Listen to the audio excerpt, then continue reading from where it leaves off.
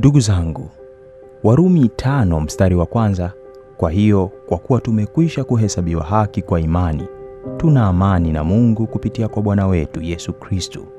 Angalia ndugu zangu, Mungu ametuhesabia haki kwa sababu ya imani yetu juu ya mwanawe Yesu Kristo aliyemtuma kuja kutukomboa na kuifia dhambi yetu, kumaanisha kwamba hatuhesabiwi hukumu mbele za Mungu kama tunaamini. Ni sawa na kusema unapomwamini Yesu Kristo ukiwa na dhambi, yeye huwa kinga ya dhambi zako mbele za Mungu. Kuwa Mungu hakuoni wewe, anauona utakatifu wa Yesu ndani yako. Na hiyo inatengeneza amani kati yetu na yeye na kufuta hatia zetu. Unajua, kuanguka kunaanzia kwenye hatia. Tunajisikia hatia, ndio maana tunajiona hatustahili mbele za Mungu. Na huo huwa mlango wa shetani kututawala na kuanguka. Ndugu yangu, dhambi zako si kitu mbele za Mungu, wala hakuhukumu, ila kama utamwamini Yesu kwa moyo wako wote na kumtazama yeye.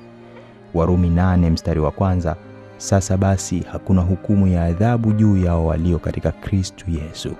Sio kwamba hakuna dhambi, ila dhambi inatakaswa ukijirudi mbele za Mungu na haionekani kwetu.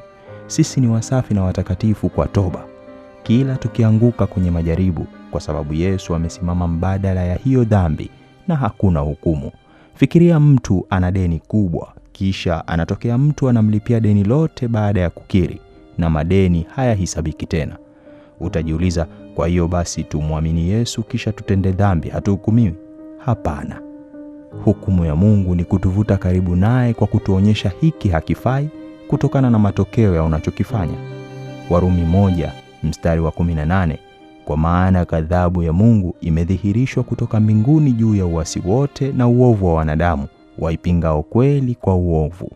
Siku zote ndugu yangu, kuna Roho Mtakatifu anayekuongoza ili usianguke kwenye dhambi, kwa kuukubali ukweli kwa Yesu ndiye Bwana na kukataa uongo.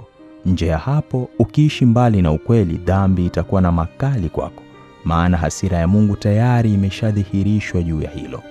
Tuombe. Baba wa mbinguni, tusaidie kuielewa neema yako, tusiitumie kwa sifa zetu, bali kwa hekima yako, na kupata kubadilika mioyo yetu. Amen.